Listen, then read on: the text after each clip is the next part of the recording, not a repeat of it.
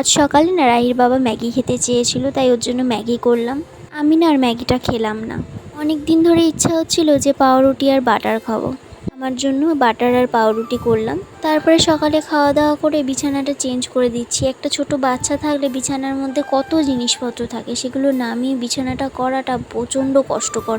So hello everyone, তোমরা সবাই কেমন আছো? আশা করছি খুব ভালো আছো। আমিও ভীষণ ভালো আছি। নতুন একটা ভিডিওতে তোমাদেরকে স্বাগত। এই সমস্ত জিনিসপত্র কিন্তু আমি খাটের ওপর রাখার চেষ্টা করি, কারণ ওর খাটের ওপর বেশিরভাগ সময়টাই থাকে। লাল মতো ডিব্বাটাতে না ওর ওষুধগুলো রাখি, আর এই ঝুড়িটাতে সাবান, শ্যাম্পু, তারপর পাউডার, এগুলো সমস্ত কিছু রেখে দিই। বিছানাটা তো আমার গুছানো হয়ে গেছে। এরপরে না আমি রাহিকে স্নান করাবো। স্নান করিয়ে তারপরে আমি রান্না বসাবো। আজকে কিন্তু আমি রান্না করছি ঢ্যাঁড়স আলু মাছ দিয়ে ঝোল, আর উচ্ছে ভাজা আর পটল ভাজা। পটল ভাজাটা কিন্তু আমি অন্যরকমভাবে করি, তোমাদেরকে আজকে দেখাবো। এর মধ্যে তেল, কালো জিরে, রসুন আর শুকনো লঙ্কা ফোড়ন দিয়ে আমি পটলটাকে দিয়ে দেবো।